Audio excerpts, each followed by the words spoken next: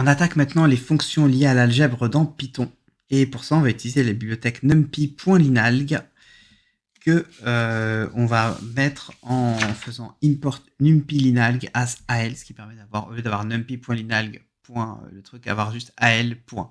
C'est beaucoup plus pratique. Alors, on en a deux qu'on va voir dans cette vidéo. al.matrix underscore rank, ça donne le rang de la matrice.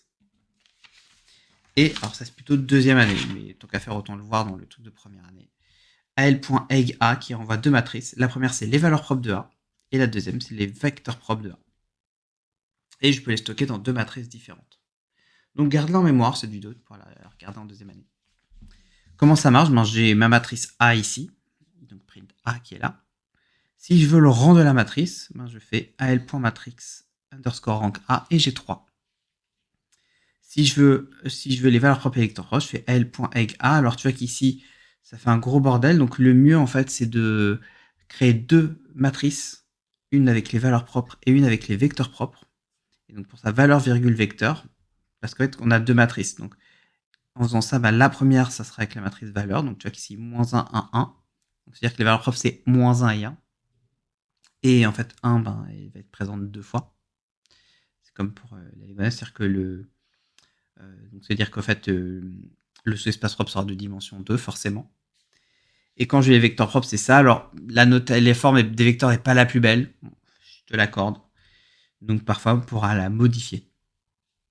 Donc, voilà à quoi ça sert. Donc, l.matrixrank, l.egg.a. Et alors là, c'est un truc qui est très, très sympa. Si je veux le rang de A moins lambda i, donc, en fait, la dimension du sous-espace propre, je fais al.matrice underscore rank a moins npi 33. Ici, c'est quand j'ai le rang avec la valeur propre 1. Et quand je veux avec la valeur propre -1, c'est ici. Donc si je voulais, à un moment, j'avais une valeur propre qui valait 5, j'aurais fait al.matrix underscore rank a moins 5 fois, si la valeur propre valait 5 fois np.i 33. Et donc ça, bien retenir, parce que ça, c'est typiquement le genre de question qui peut tomber dans un sujet. Donner la dimension de cet espace propre, c'est juste une ligne. Si tu n'as jamais vu, tu ne trouveras pas.